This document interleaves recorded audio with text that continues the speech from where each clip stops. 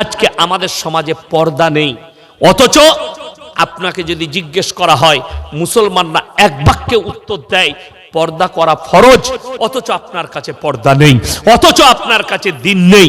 এটা কত দুঃখের আর কত বেদনার যে আপনার কাছে পর্দা নেই, অথচ পর্দাকে আল্লাহ তাআলা ফরজ করলেন। হে আমার মা, কিয়ামতের দিনে বেশিরভাগ নারী জাহান্নামে যাবে দুটো মারাত্মক কারণে। নাম্বার 1 বেপরদাহি, নাম্বার 2 স্বামীর অবাধ্যতা করার কারণে। দুইজন নবীর বিবি জাহান্নামী আল্লাহ কোরআনে ঘোষণা করেছেন, লাকির টেনে দিয়েছেন, এই দুজন নবীর বিবি জাহান্নামে যাবে। তাদের দুটো মারাত্মক কারণ। নাম্বার 1 মারাত্মক কারণ হচ্ছে, নাম্বার 1টা হচ্ছে স্বামীর অবাধ্যতা করা, নাম্বার 2 আল্লাহকে অবিশ্বাস করা এবং তার নবীকে না মানা। এই দুটো মারাত্মক কারণ আল্লাহ তাআলা কোরআনে বলেছেন আমি এই দুজন নবীর বিবিকে জাহান্নামে দেব। আনা কোরআন, দুজন নবীর বিবিকে জাহান্নামে দেব, তারা আটকাতে পারবে না। আল্লাহ লাকির টেনে দিয়েছে। ফিরাউন জাহান্নামী না জান্নাতি বাবা? কথা বলেন। জাহান্নামী, কিন্তু তার বিবি আসিয়া জান্নাতি। আমাদের সমাজে দেখবেন একটা কথা প্রচলন আছে, কারুর বিবি যদি বেপর্দা হয় স্বামী জাহান্নামে যাবে। বলে না? বলে না? স্বামী তখন জাহান্নামে যাবে যদি তার বিবিকে দাওয়াত না দেয়। আপনার উচিত আপনার বিবিকে বলা, এই বাড়ি থেকে বের হবে না। আপনাকে পর্দাটা বুঝায়। দোকানে দেখবেন 1 টাকার চকলেট পাওয়া যায় না? যায় না? ওটা প্লেটে করে খুলে বিক্রি করে না, প্যাকেটের মধ্যে থাকে। প্যাকেটের মধ্যে যদি কেউ প্লেটে খুলে বিক্রি করে সেই চকলেট কেউ কিনবে বাবা? কিনবে না। কেন? ওইটাই মাছি বসেছে, ধুলো পড়েছে, ইজ্জত নষ্ট হয়ে গেছে। হাইরে মুসলমান, 1 টাকার চকলেট খুলে বিক্রি করলে যদি তোমার ইজ্জত নষ্ট হয় চকলেটের, তোমার বিবিকে আল্লাহ কত ইজ্জত দিয়েছে ভেবে দেখুন। একটা নারীর কতটা ইজ্জত। তোমার মায়ের, তোমার বোনের ইজ্জত তোমার কাছে মূল্য নাই, চকলেটের মূল্য বেশি। যদি তোমার মায়ের মূল্য বেশি হয়, তোমার মাকে দাওয়াত দিবে পর্দার জন্য। তোমার স্ত্রীর মূল্য বেশি হয়, পর্দার জন্য দাওয়াত দেবে। আমি বর্ধমান জেলার মানুষ, আপনারা যেমন আমাকে মোবাইলে দেখেন, আশা করি গোটা পশ্চিম বাংলার লোক দেখে, বাংলাদেশের লোক দেখে।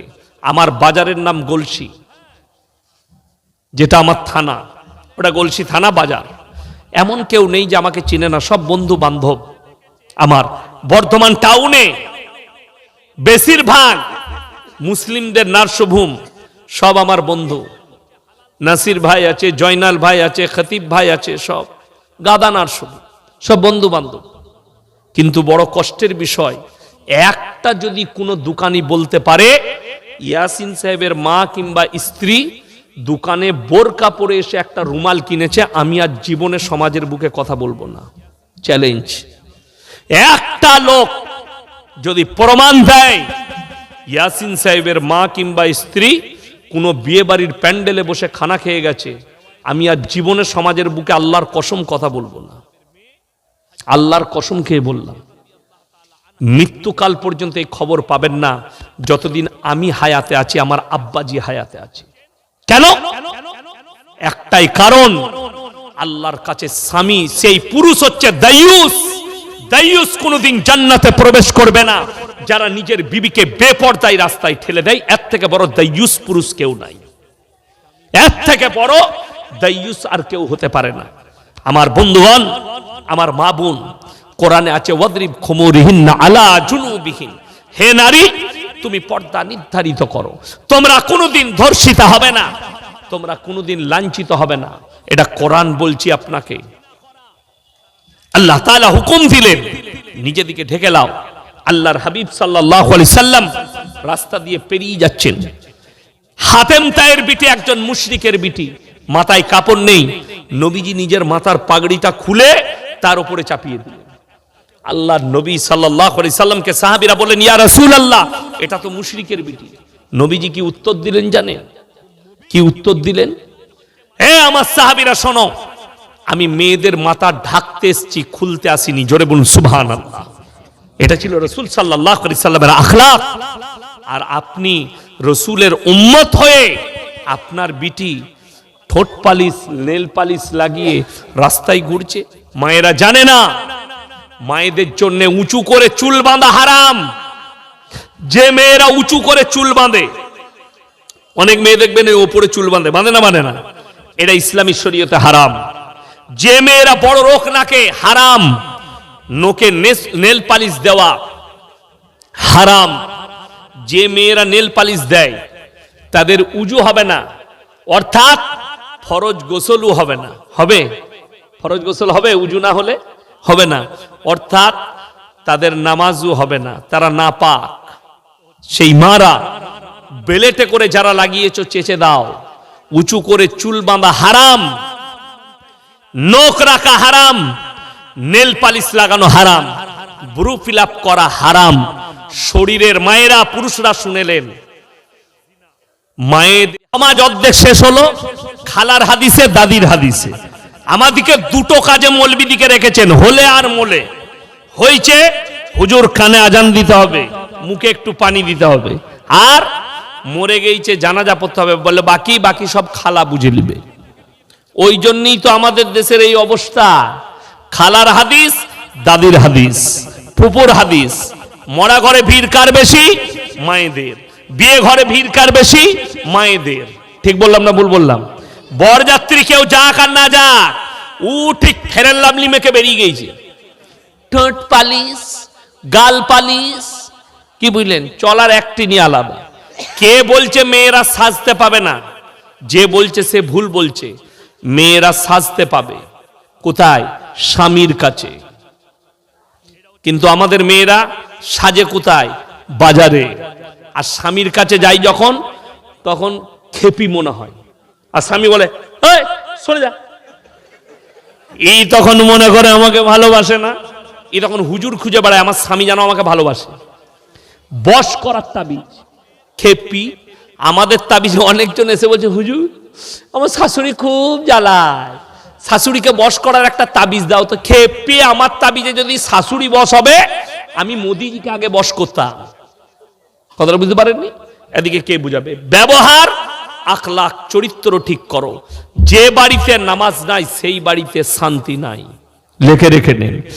শান্তি মানে ভালো মন্দ খাওয়া দাওয়া লয়, মিল, মোহাব্বত, প্রেম, প্রীতি, ভালোবাসা, ভ্রাতৃত্ব।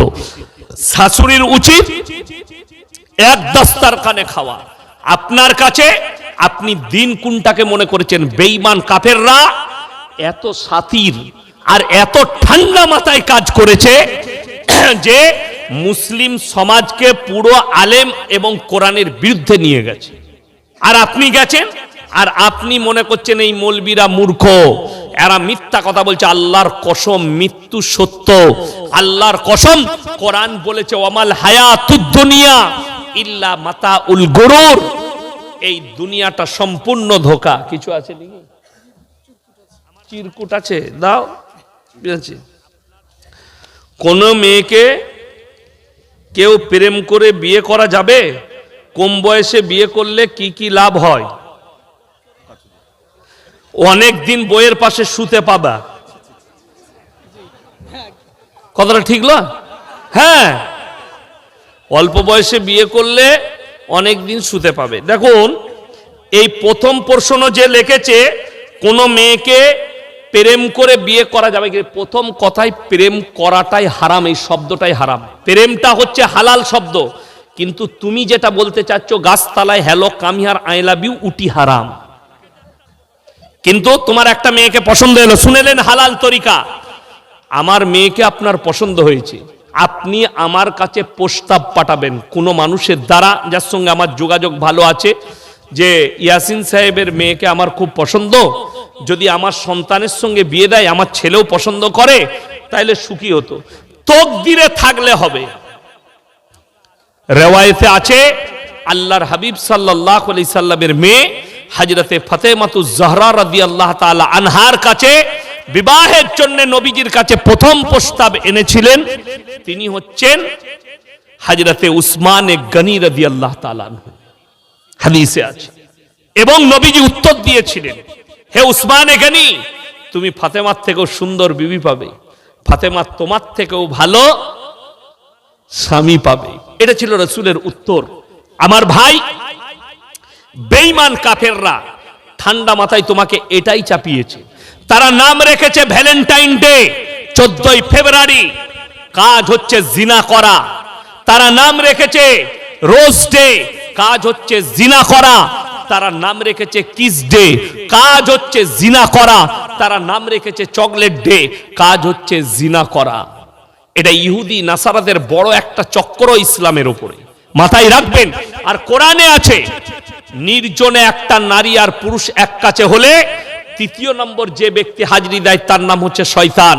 আর কোরআনে আছে, ইন্না শাইতানা লিল ইনসানি আদুব্বুম মুবিন, শয়তান হচ্ছে মানুষের প্রকাশ্য দুশমন।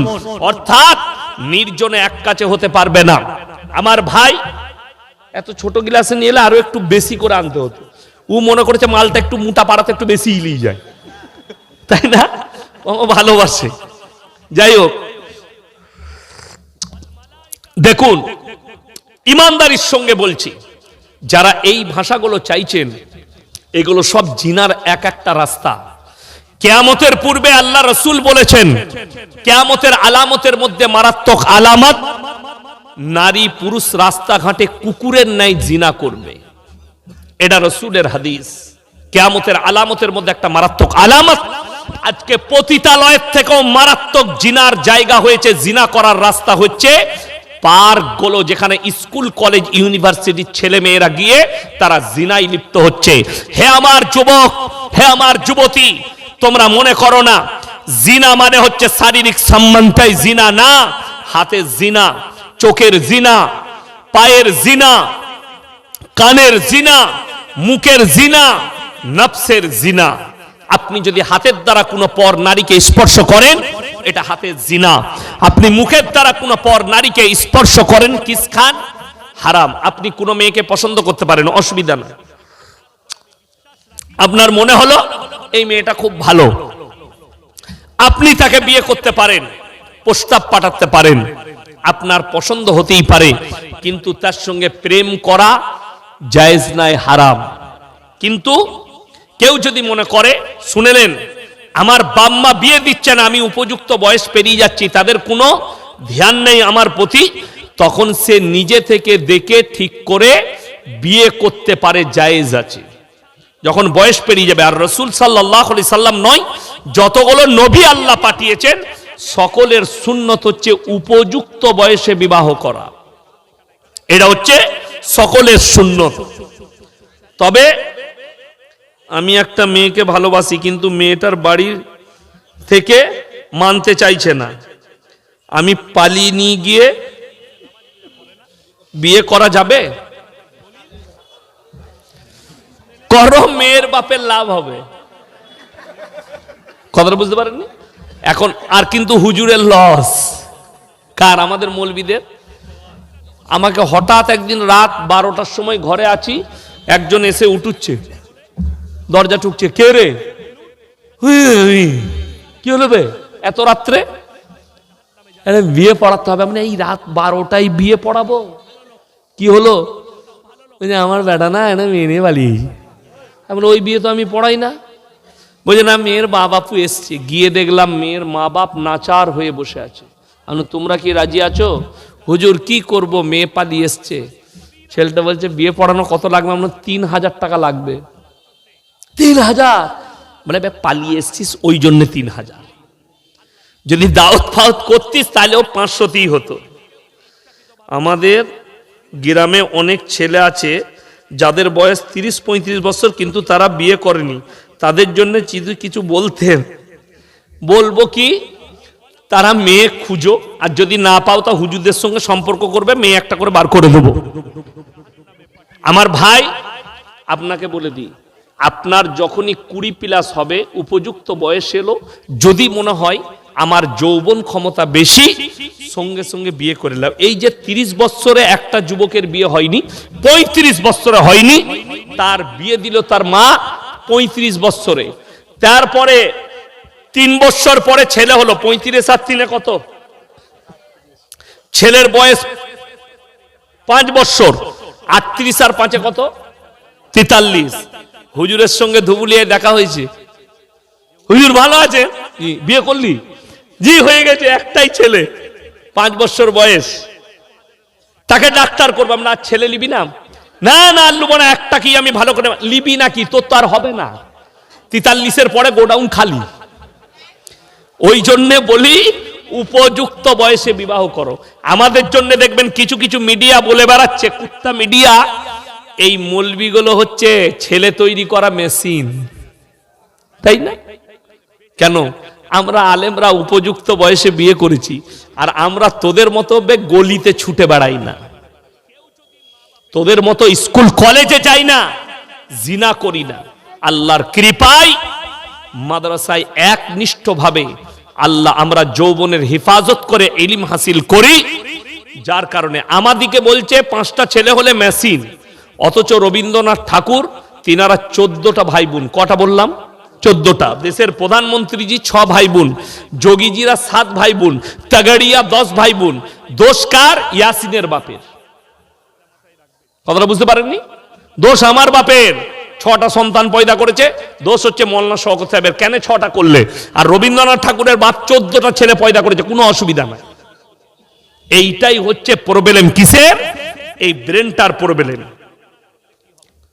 হুজুর যারা শুধু খায় তাদের নিয়ে যদি কিছু বলেন, ও সুদ খায়, যা বলার বলেছে ওটাই সামালো, সকালবেলা আমাকে গাল দিবে চায়ের দোকানে।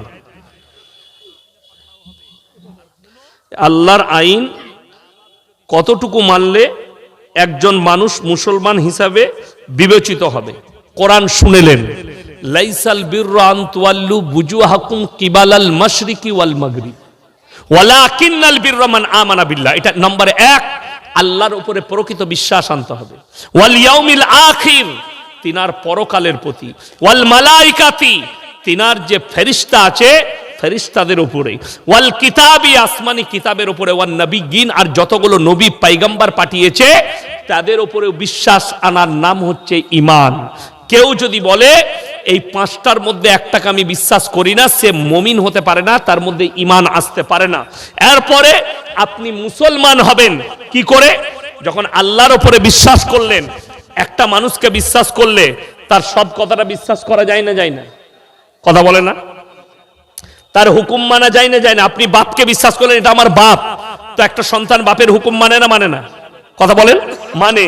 তো আপনি যখন বাপের হুকুম মানেন যে এটা আমার বাপ যা হুকুম করবে মানবো, আপনি যখন আল্লাহকে রব হিসাবে, সৃষ্টিকর্তা হিসাবে মানলেন, আল্লাহর যতগুলো হুকুম কোরআনে আছে ততগুলোই মানতে হবে। আপনি যখন বিশ্বাস করলেন মুহাম্মদ সাল্লাল্লাহু আলাইহি সাল্লাম আল্লাহর পাঠানো পয়গম্বর এবং আমি হচ্ছি তিনার উম্মত, তিনি হচ্ছেন নবী এবং তিনার উপরে আমি বিশ্বাস রাখি, তখন জানবেন নবীজির সমস্ত হাদিস এবং সমস্ত কথা মানার দায়িত্ব আপনার।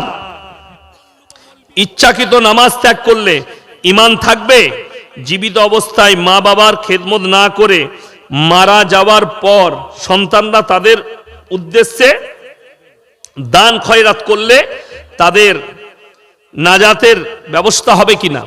দেখুন, একটা কথা বলে দিই, ইচ্ছাকৃতভাবে যদি কেউ নামাজ কাজা করে, তার একটা আমি দলিল দিচ্ছি কোরআন থেকে।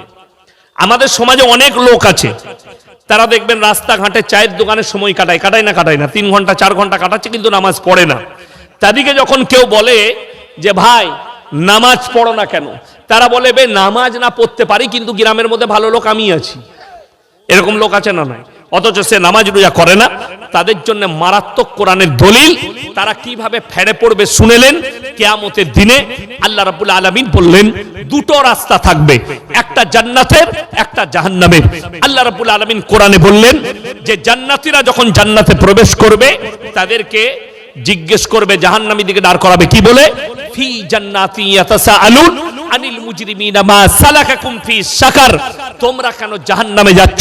তোমরা তো বলতে আমরা ভদ্রলোক, তোমরা বলতে ভালো লোক, নামাজ পড়ি না তাও ভালো লোক, আজকে জাহান্নামে যাচ্ছ। তাদের 1 নম্বর উত্তর হবে ক্বালু লাম নাকু মিনাল মুসাল্লিন, আমরা নামাজি মুসল্লিদের মধ্যে ছিলাম না।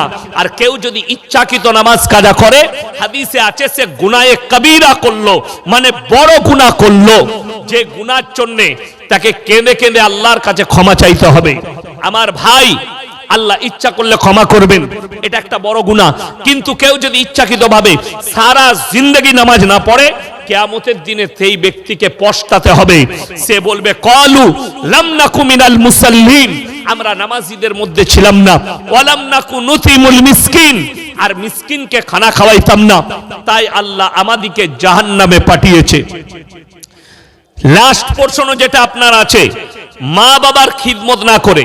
দেখুন, অনেক ছেলের সুযোগ হয় না, চাকরি সূত্রে কলকাতায় থাকে, চাকরি সূত্রে মুম্বাইয়ে থাকে, চাকরি সূত্রে লন্ডনে থাকে, ব্যবসা সূত্রে সৌদিতে থাকে, কাজ কম্বের জন্য সৌদিতে গেছে। সেই লোকটা কি পারবে বাপের খিদমত করতে? তার খিদমতটা কোনটা? সে বাবা মাকে পয়সা পাঠাবে, এটা বিরাট বড় খিদমত। কথাটা বুঝতে পেরেছেন না? পারেননি? পাঠায় না অনেকজন। আমাকে আপনাদের নদিয়া ডিস্ট্রিক্টের একটা ছেলে ফোন করেছে যে হুজুর, আমি যা ইনকাম করি তার থেকে আমি নিজের হাত খরচার জন্য 2000-এর মতো রাখি, বাকি টাকাটা আমি মা বাপকে পাঠিয়ে দিই, আর আমার স্ত্রী একই সংসারে আছে, এটা কি জায়েজ? এমন তুমি তোমার মা বাপকে বলে দিবে আমি আমার হাত খরচার জন্য 2000 টাকা রাখছি, বাকি তোমাদিকে দিচ্ছি। তো তার মা বলে তোর হাত খরচা কি আছে, ওটা রাখতে পাবি না, ওটাও দিবি।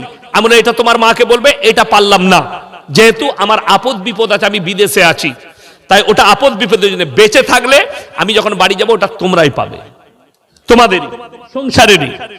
তো কেউ যদি মা বাপের ধরেলেন সুযোগ পেল না, সৌদিতে আছে, সে যখন তার মা বাপ মারা যাবে, সে যদি মা বাপের নামে নগদ দান করে, সঙ্গে সঙ্গে মা বাপের রুহের মাগফিরাত হবে, পৌঁছে যাবে। নগদ দান করলে এবং মা বাপের নামে দানের নিয়ত করলে একদম সঙ্গে সঙ্গে নেকি, নগদ নেকি। এবং সেই ছেলেটা এই দান করাটা মা বাপের নামেও একটা বড় খিদমত, এটা মাথায় রাখবেন। অনেকজন আর ইচ্ছাকৃতভাবে কেউ যদি মা বাপকে না দেখে, আমাদের সমাজে কিন্তু বেশিরভাগ প্রশ্ন হয়, যারা মা বাবা আছেন তারা শুনেন, মৌলবিদিকে বেশিরভাগ প্রশ্ন করা হয় মা বাপের খিদমত না করলে কি হবে। শুনেলেন, কিয়ামতের দিনে আল্লাহ সব থেকে কঠিন হিসেব করবেন হকের। কিসের বললাম? হকের। কোন সন্তান সে যদি মা বাপের হক আদায় না করে, কিয়ামতের দিনে পাকড়াও হবে। আর কোন মা বাপ যদি সন্তানের হক আদায় না করে, দুই করে, এই মা বাপকেও আল্লাহর কাছে কিন্তু হিসেব লাগবে। কথাটা বুঝে এলো? মা বাপ বলে ধোয়া তুলসী পাতা লয় যে সন্তানের উপরে অন্যায় করবে আর মা বাপ রেহাই পেয়ে যাবে না। একটা মানুষ, সে সন্তান হোক আর নিজের মেয়ে হোক, কেউ যদি অন্যায় করে, জুলুম করে, কোন মা বাপ তার সন্তানের উপরে জুলুম করলে কিয়ামতের দিনে দাঁড়িয়ে তোমাকে হিসেব লাগবে, এটা লিখে নিয়ে যান, রেহাই পাবেন। আমাদের সমাজে কত জুলুম হয়। ছেলে বিয়ে করেছে, এনেছে, পরপর দুটো মেয়ে হয়েছে। অনেক শাশুড়ি কি বলে জানেন? তোর বউ হচ্ছে কুলোচ্ছনে বউ, দুটো মেয়ে জন্মাইছে। মানুষের ধ্যান ধারণা বলে দিই, পাড়ার এক চুনার ছাগলের 3টে ছানা হয়েছে, বলছে পেহলি কুতাবে যাত্রা আমাকে একটা দিস। অথচ নিজের বইয়ের 3টে বাচ্চা হলে বলছে তোমার ভাবির জাত খারাপ, পরপর 3টে বিটি। বইয়ের বাচ্চা হলে জাত খারাপ, আর ছাগলের 3টে ছানা হলে জাত ভালো। জানতে হবে তোর জাতটা কত খারাপ, তো একটু হিসেব করে দেখ।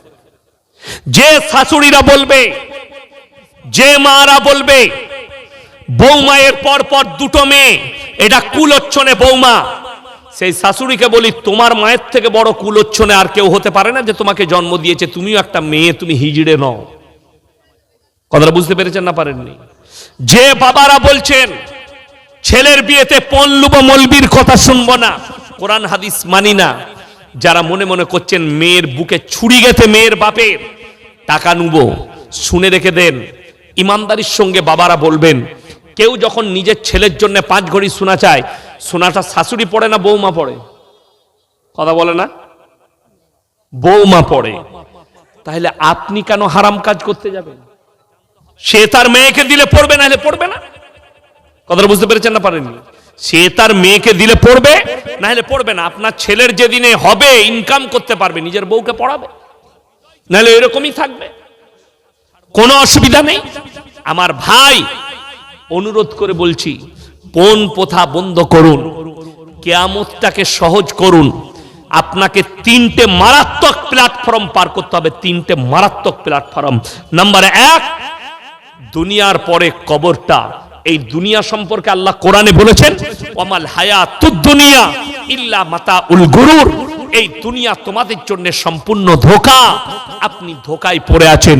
হে আমার মা, হে আমার বোন, আপনি যে দুনিয়াটায় বসবাস করছেন এটা ধোঁকা।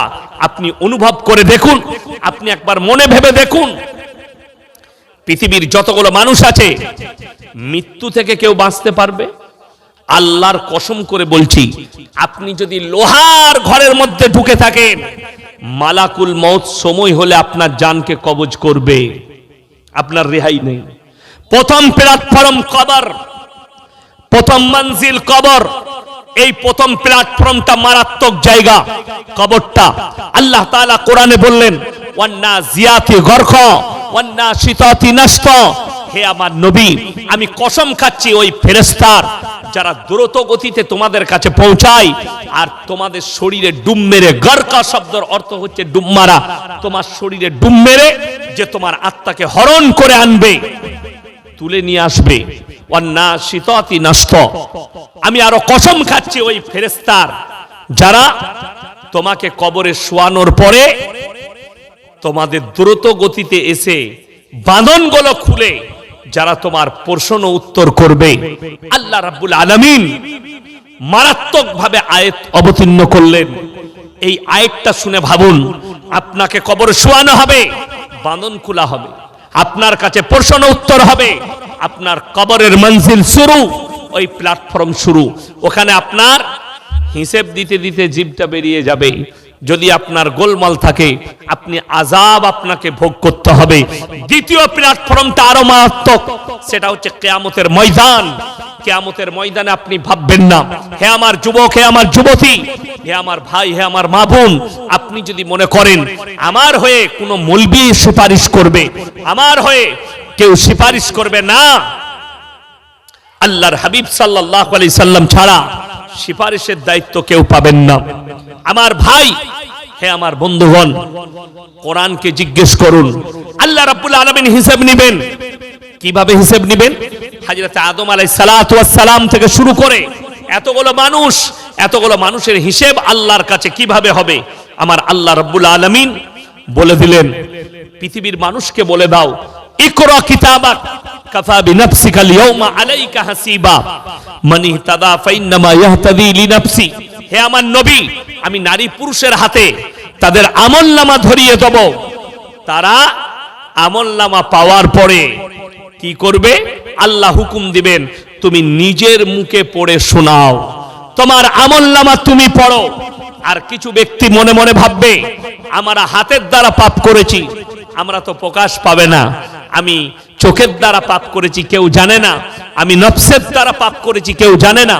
আল্লাহ রাব্বুল আলামিন কোরআনে বললেন, আল-ইয়াওমা নাখতিমু আলা আফওয়াহিহিম ওয়া তুকাল্লিমুনা আইদিহিম ওয়া তাশহাদু আরজুলুহুম বিমা কানু ইয়াকসিবুন। হে আমার নবী, পৃথিবীর মানুষকে বলে দাও, আমি আল্লাহ রাব্বুল আলামিন কিয়ামতের দিনে তাদের জবানগুলো সিলাই করে দেব। হাত কথা বলবে, চোখ কথা বলবে, তাদের ঠোঁট কথা বলবে, তাদের অঙ্গ প্রত্যঙ্গ কথা বলবে। আমি কথা বলার যোগ্যতা দান করব। কিয়ামতের দিনে তারা কঠিন মারহালায় পড়ে যাবে, তাদের অঙ্গ প্রত্যঙ্গরা কথা বলবে, তাদেরকে কথা বলার সুযোগ দেওয়া হবে না। আপনার প্রত্যেকটা পাপ পাই টু পাই আল্লাহর কাছে বেরিয়ে যাবে, আল্লাহর কাছে প্রকাশ পাবে। আপনি কোনো রাস্তা পাবেন না, বেরুবার কোনো রাস্তা পাবেন না। আমার ভাই, সবাই নিয়ত করুন, আজ থেকে সবাই নামাজি হব। জোরে বলুন ইনশাআল্লাহ। আগামীতে রমজান আসছে, রমজান মাসে সবাই 30টা রোজা রাখবো। জোরে বলুন ইনশাআল্লাহ। আমাদের দেশের মুসলমান আমরা নফল নিয়ে বেশি মারামারি করি, কিন্তু ফরজ ইবাদতের গুরুত্ব নাই। আপনি দেখতে পাবেন নফল নিয়ে কেমন মারামারি। আমাদের দেশে শবে বরাত নিয়ে মারামারি হয়, শবে বরাতে বোম ফুটানো নিয়ে মারামারি হয়, শবে বরাতের হালুয়া রুটি নিয়ে মারামারি। কিন্তু ফরজ রোজা রাখে না অনেক ব্যক্তি আছে। আপনাকে কলকাতায় দেখিয়ে দেব, মিটিয়া বুরুজ খিদিরপুর, হাওড়া, 24 পরগনা, এই শবে বরাতের রাতে কিছু গুটকাখোর আছে, কিছু আপনার বিড়িখোর সিগারেটখোর আছে, বাইক নিয়ে সারা রাত ঘুরে, শবে বরাতের রাতে নামাজ ছাড়ে না, কিন্তু জীবনে এক ওয়াক্তের নামাজ পড়ে না। কত কষ্ট লাগে। আপনি আপনার গ্রামগুলোতে লক্ষ্য করবেন কত বড় নির্বোধ। আপনি আল্লাহকে কি জবাব দিবেন? আপনি ইসলাম বলছেন আমি মুসলমান, কিন্তু কেমন মুসলমান? আপনি জানাজার ময়দানে গেছেন, জানাজা পড়বেন, জোহরের নামাজের পরে জানাজা হবে, মসজিদে ফরজ নামাজ হচ্ছে, অথচ আপনি উজু করে দাঁড়িয়ে আছেন, শুধু জানাজা পড়বেন, আপনি ফরজ নামাজ পড়েন না। ঠিক বললাম না ভুল বললাম?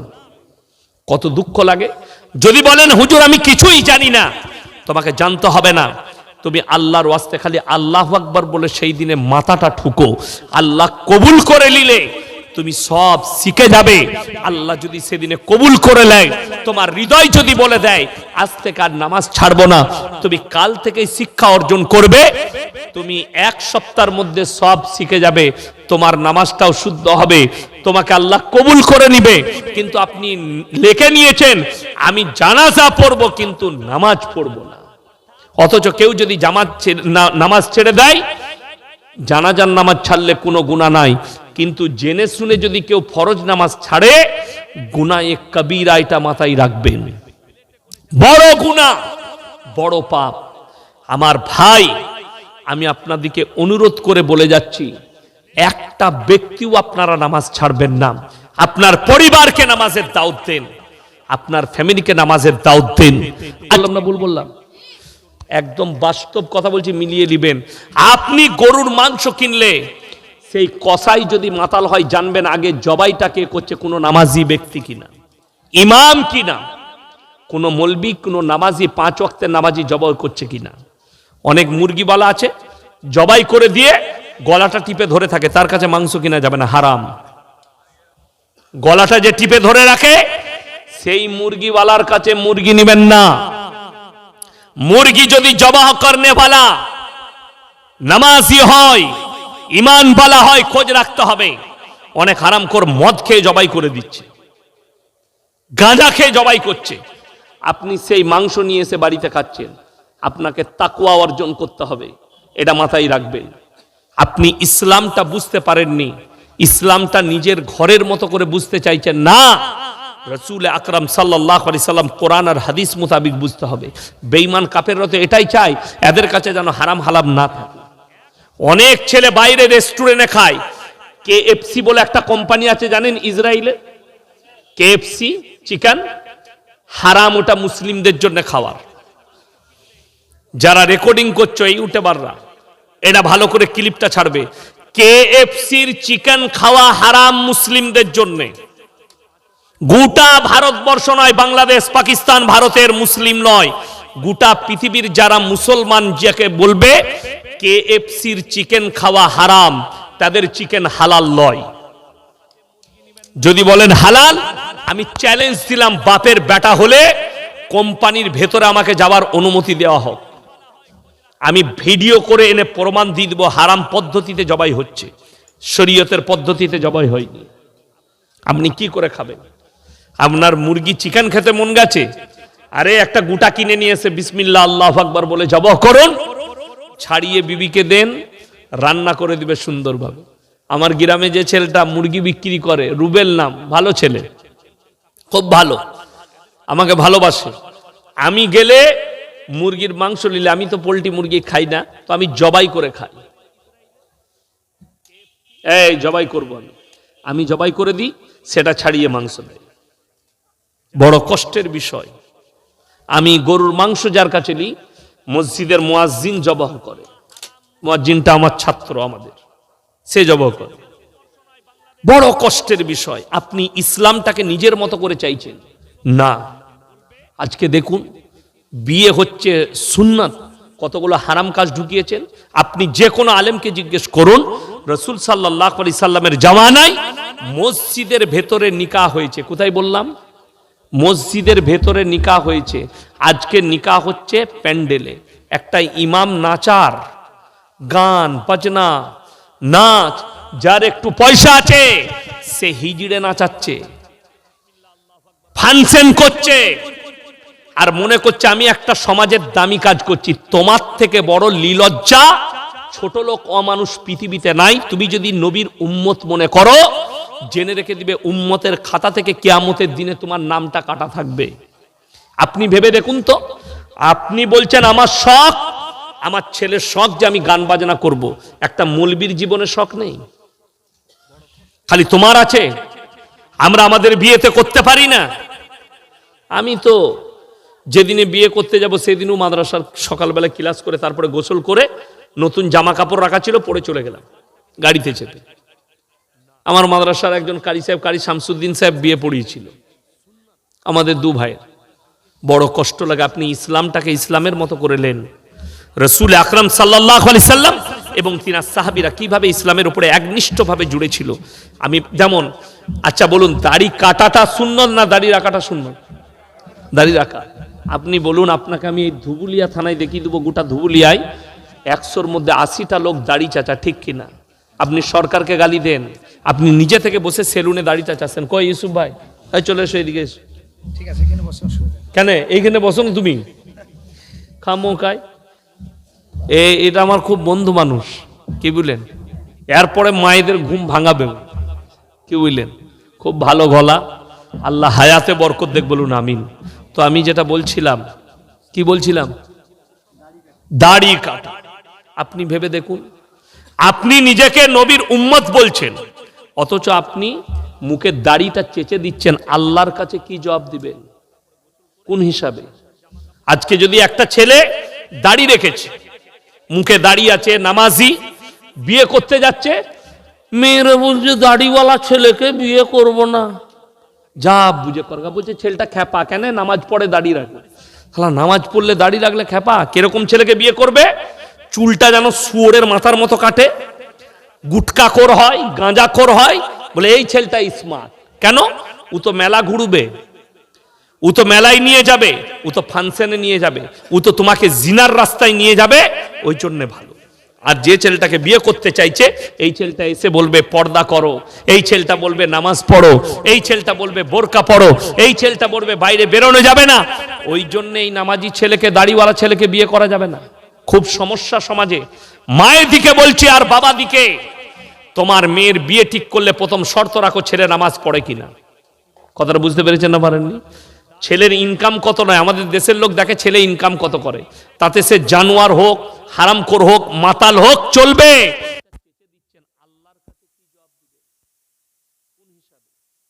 আজকে যদি একটা ছেলে দাড়ি রেখেছে, মুখে দাড়ি আছে, নামাজি, সুখী নয়, অথচ সে সমাজের সামনে প্রকাশ করতে পারে না।